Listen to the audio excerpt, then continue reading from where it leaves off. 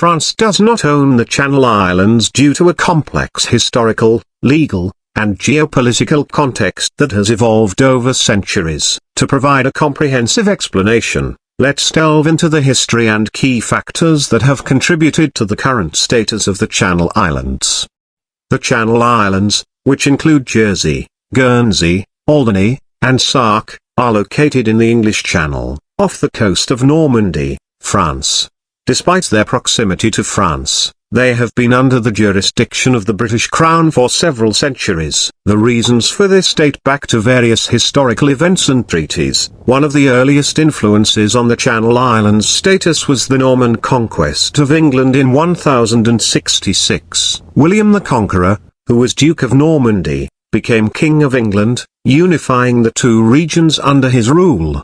The Channel Islands, as part of the Duchy of Normandy, came under English sovereignty during this period. However, the Channel Islands' status became more complicated during the 100 Years' War, 1337 to 1453, between England and France. During this time, the islands were sometimes occupied by French forces. The conflict led to a series of treaties, such as the Treaty of Paris in 1259 and the Treaty of Bretagne in 1360. Which determined the sovereignty of the islands. These treaties stipulated that the Channel Islands would remain under English control. The stability of the islands' status was further solidified by the Treaty of Troyes in 1420, which recognized Henry V of England as the heir to the French throne, effectively merging the crowns of England and France. While this union was short-lived, the Channel Islands remained loyal to the English crown. In 1461, King Henry VI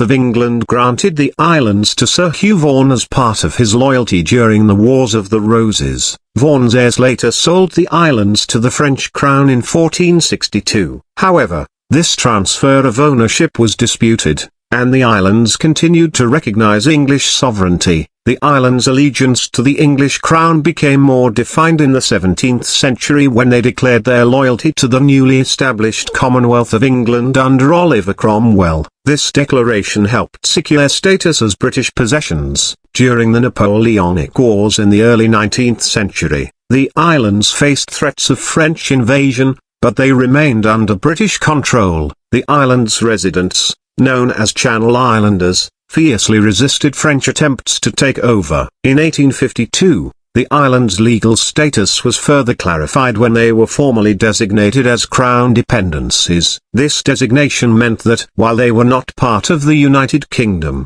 they were under the sovereignty of the British Crown and governed by their own laws and institutions. Today, the Channel Islands continue to enjoy this unique status. They have their own governments, legal systems, and financial regulations. They are self-governing, with the British Crown retaining certain constitutional rights, such as matters of defence and foreign affairs. This arrangement has allowed the islands to maintain a degree of autonomy while benefiting from the protection and support of the British government.